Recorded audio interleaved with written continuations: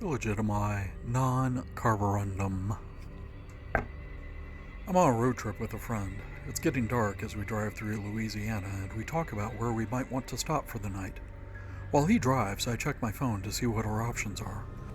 I tell him I'm not picky and will stay at the Bates Motel, or some similar establishment, where we have a greater than average chance of being murdered. He concurs that local joints are generally preferable to chains, though he may think I'm joking about my willingness to risk my life just to save a few bucks on lodging. When it's about time to call it for the night, we approach a small town called Arcadia, and are presented with two choices for where to bed down for the evening: the National Chain Hotel that is right off the interstate, or the Arcadia Motel. Given our previously declared inclinations, we opt for the Arcadia Motel.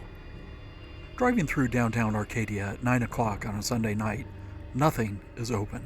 No bars, no restaurants, not even a gas station. There isn't any traffic on the street. No cars, no pedestrians. We have entered a ghost town. Our destination soon becomes apparent as the motel's courtyard is brightly illuminated by security lights. Turning into the property is a challenge, for the driveway is steep, only partially paved, and littered with potholes. My friend successfully navigates the uncertain terrain. We pull up in front of the office and survey the property. Only two other cars are here, and they are both parked in front of the office. No activity is visible inside, so I assume the vehicles belong to the owner. We go into the office, and I ring the buzzer at the counter. The owner soon emerges from somewhere in the back. He comes across as a nice enough fellow, and we pleasantly chat a little, although he seems genuinely surprised that we would want to stay at his motel. He says almost everyone who stops in this town stays at the hotel by the interstate, so what brought us here? My friend volunteers that we like to support local businesses when we can, rather than the national chains. The owner is satisfied, though still slightly skeptical, and hands us keys to our rooms. Keys, not key cards. No, we get the classic key attached to a large plastic tag with the motel's name on it. I haven't seen one of these in close to 20 years. My friend and I go to our respective rooms. We got separate ones because I don't want to burden him with my snoring.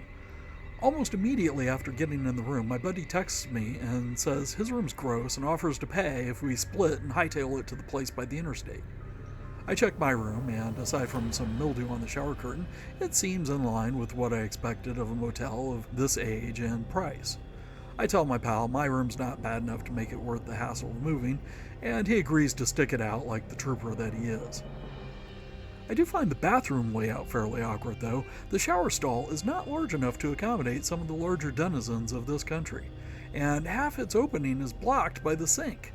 This is not a design friendly to the typical modern American body. Fortunately for me, my svelte physique can navigate the obstacle without issue. 5 minutes after settling into what I deemed the passable accommodations, I am startled by someone banging on the door of one of the nearby rooms and hear an agitated man yelling, "Mitch, open the door!" Almost immediately, my friend texts me, "Dude, let's get out of here." I peek out behind the curtain of the window of my room, but can't see the source of the commotion. The perturbed gentleman continues banging and yelling, "Let me in! You can't kick me out! Come on! We can talk about it! No! You can't treat me like that!" My keen intellect leads me to believe that this is a domestic dispute, a scene similar to what I saw many, many times in the neighborhood I grew up in. I text my buddy back, "The local color is livelier than anticipated, but let's see if he calms down or gives up soon." He does not. He carries on, and I am about to call the police, but the unknown woman apparently beat me to it because the upset individual yells, "You called the cops? You're going to send me back to jail for no reason!" He launches into an unbroken stream of profanity for the next 3 minutes until the police arrive. With PD on scene, he calms down, or at least lowers his volume. I can't see what's happening, but the cops take the guy away or convince him to leave. Either way, the situation appears to be resolved as well as it can be for now. The remainder of the night is uneventful, though neither my friend nor I get much in the way of sleep. In the morning, he tells me that this is the sketchiest place he's ever stayed at. It barely cracks my top 5. We did not get a good night's rest, but we got a story. And that's worth a lot more to me in the long run. My review of the Arcadia Motel, it's okay for the price. And I wasn't murdered. 2 stars.